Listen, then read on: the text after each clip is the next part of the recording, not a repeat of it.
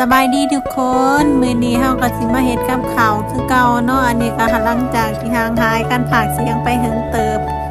มื้อนี้ก็เลยสิมาพากเสียงเนาะพากเสียงนี่ก็อาจสิเกอะกะหน่อยนึงเด้อก็ทนพังเอาเนาะคลิปนี้ก็ดองมาเหิงเติบแล้วทุกคนเฮาก็ได้เวลามาตัดเนาะอาหารของเฮามื้อนี้ก็บ่มีหยังหลายก็มีตำแตงกับ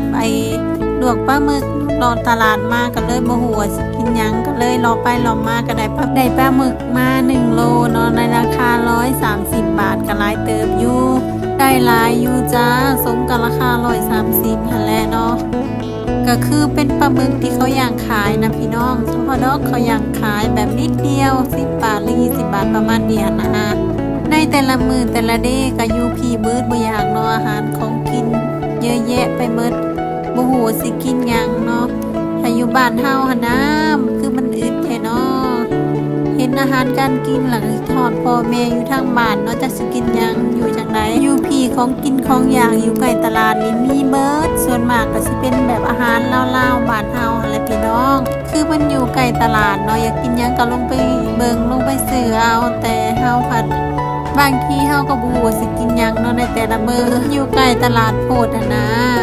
มันมีแต่ของแบบแซ่บๆทั้งนั้นเลยแต่เฮาพากินหลายเฮาก็บ่ฮู้ว่าสิกินหยังเนาะเพราะว่าฮอดห้องเรียบร้อยเฮาก็จะทำการผ่านเลยจ้าผ่านนี่เฮาก็สิผ่านแบบบ้านเฮาเนาะมันจังเข้าเนื้อเข้าหนังดีผ่านแบบนี้นี่แซ่บขนาดเลยพี่น้องมันอาจจะช้าหน่อยนึงแต่ก็แซ่บมันตำเข้าทั่วถึงกันเนาะแล้วเฮาก็สิมาตำเลยนี่ปรุงด้วยสูตรรสปลาร้าเนาะน้ำปลาร้านี่ขาดบ่ได้เลยใส่หลายแซ่บหลายเนาะใส่หลายก็เค็มหั่นแหละระหว่างรอปลาหมึกลวกของเฮาเนาะปลาหมึกลวกก็ใกล้สุกเป็นที่เรียบร้อยแล้ว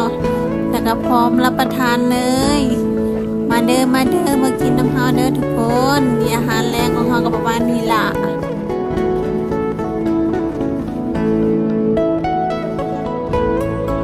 ใส่หน่อยแซ่บหน่อยใส่หลายมันก็สิเค็มว่าซ่านก็เลยใส่ไป2 บวงจุกๆเนาะแล้วก็สิมาตำด้วยแล้วก็ซีมันนี่แล้วก็ตามด้วยพอชูรสก็ตืมใส่